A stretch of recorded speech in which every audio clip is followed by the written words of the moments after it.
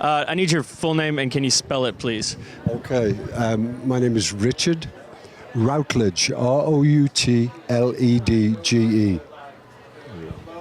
And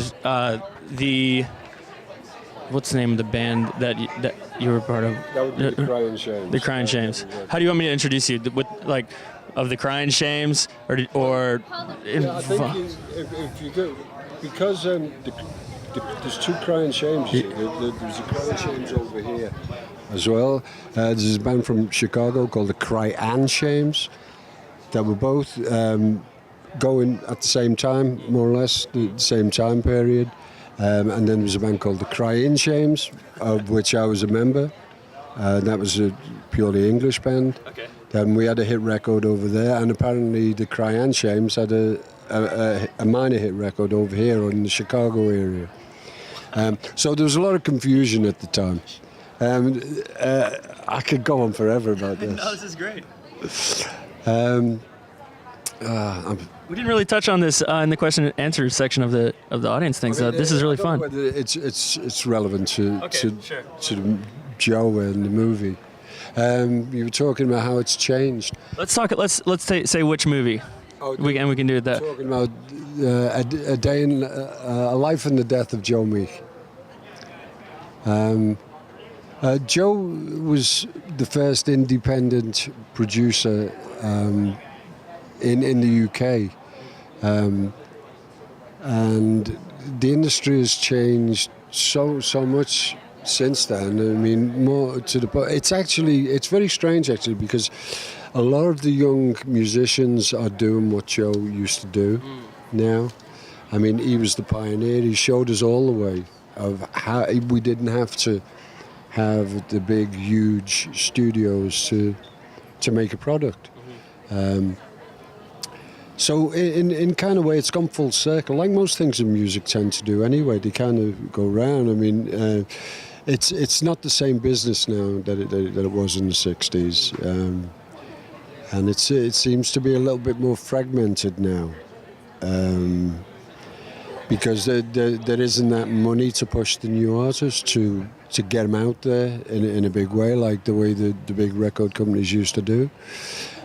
So it's more about, the younger musician now is getting into the marketing side of it, and how did he get that product to the people.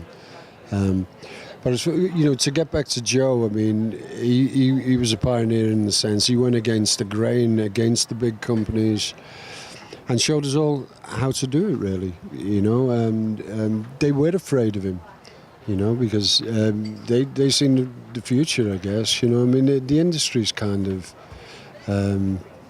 bitten itself in the foot, really, over the years. They're responsible for the way it is now. But, looking at it from a young musician's perspective today, it would be a good time to be starting in music now, because all the guidelines are there now. Well, we didn't have the luxury of that, It was all new to us. It felt like new. It felt as if we were breaking new ground back in the early 60s and stuff like that. But all that's been covered now, and to be a young musician today is a very exciting thing. I think so. Because the possibilities are endless. Where it's going to go, hey, maybe maybe there'll be another Joe Meek or another innovation that'll take it all sideways. I'm just grateful for the fact that Joe helped me get my career started, and I'm still doing now at my age. So what are you doing now? I live in Nashville. I'm just about to start work on building our own little house and studio. I'm working as a session musician for some people who I've known for many, many years from the UK, who settled in Nashville 35 years ago. And I'm still making records, which is fine. That's what I planned on doing when I was 11 years of age, and I'm still doing it at 64. So, where can we find these records? Well, I work for other people. I mean, I'm just a a session singer at the moment, you know. I've actually started writing again. I mean, when I started with Joe Meek, they were the first songs I ever wrote. That was like 66. And it's kind of, I've been living in Nashville 4 years, and I feel as if I've had a new lease of life, you know. It's just a great town to live in. Where'd you live right before you came to Tennessee? We were back in the UK. I came over to America in '89. Met my wife over here. And then we went back to the UK. We were over there for 13 years. I had my own studio over there. And I had a venue, a rock venue where I played in a house band. And that was kind of cool. But the plan was always to come back to America. My wife missed America very much, so that was the reason we came back. We went to the West Coast to see some friends over there, and we eventually ended up in Nashville on a friend of mine by the name of Joe Mullen, who used to be in a band called Badfinger, or still is with a band called Badfinger. Well, Joe also played in the Cryin Shames, in the last lineup of the Cryin Shames, just before it all ended. So we go back a long way. And he suggested trying Nashville, which we did, and it's the best advice he's ever given me, actually. So what's some stuff going on in Nashville that really interests you? Oh, it's where do you start? There's so many fantastic players that I'm getting to know since I moved there. And I'm actually starting to venture out now. I'm going to see some young, new music. I love the Americana stuff. I think it's fabulous. And there's so many great singer-songwriters. They're spoiled for choice. You know, there really is a lot of them.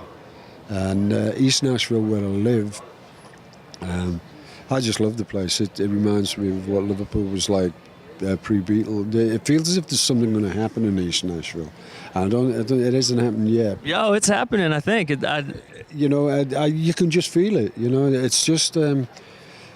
I don't know it's just, Nashville's just right, you know, it just feels right for me, you know. This, I don't know if you knew this, I don't think you did, maybe you did, but this festival is pretty well connected with Infinity Cat Records, and so we have these East Nashville bands, Diarrhea Planet, Pujol, and all those guys. Names that I've heard of, actually, living in East Nashville, but as I say, I'm just about venturing out now, looking at new music. Most of my time has been spent working and stuff, and working on the house mainly over the last year. So that will be finished by the end of the year. So you know, things are looking cool. I'll be out there looking for some good new music. You know, maybe get them into the studio and stuff. I've also been involved in bringing artists over from the UK. Last year I brought over two brothers from Liverpool that were based in Liverpool, called Keith and Stuart Zander. And Keith is an exceptional musician. You should check him out on YouTube. The band is called Zander and the Peace Pirates. I brought them over and they stayed with me for 3 weeks, and I introduced them to some people in Nashville, and they picked up an endorsement with Gibson. And Gibson took them out to the NAMM show in January in California. And they were spotted by a few producers, and they're eventually going to be starting work on an album with Eddie Kramer, who produced Hendrix and a few other famous artists. And he is definitely one to watch. Keith is quite unique. He only has one hand, and he has a hook. But after you get over the initial shock of that, it becomes completely second nature. You don't think about it anymore. The guy is an exceptional talent with a great voice, great songs, and he's the real deal, the complete package. I think the music business has been looking for someone like him for a while, you know. So I'm very hopeful. So I'm still connected with the UK, especially with my hometown in Liverpool. And I've been kind of getting involved with a few other projects, with a couple of movies as well. Good old Frida. Frida Kelly's an old friend of mine. And she's coming over to stay with me actually at the end of May. So I'm going to have the pleasure of showing her around Nashville and introducing her to some people and stuff like that. But what people don't know about me is that although I was only 16 when I played in the Cryin with Joe Meek, is that it wasn't the first group I played in. I started playing around Liverpool when I was 14 years of age, so the Cryin was my fourth band. So I was a seasoned campaigner by the time I joined them. I grew up quick. I know all the bands that I used to play in them days were always older than me, you know. I'm just thankful that I'm still doing what I love doing, you know. So I'm writing again, and I'm playing, and hopefully getting out doing some live stuff soon. I hope you come to Chattanooga when you do some live stuff. That's definitely a possibility. I've really enjoyed my stay in Chattanooga. It's a lovely, lovely town you've got down here. I've passed it so many times, and I've always said that one day I'd stop off, and this film festival will give me the opportunity to do that. So I've got two reasons to be thankful for. Yeah. Beautiful. Amazing. We feel happy. Anything else you want to say at all that I haven't covered? If not, it's been a great conversation. I can't think of anything, but if you'd ask me questions, I will gladly give you an answer. I think we're good. I'm Stratton Tingle. This is Chattanooga Film Festival.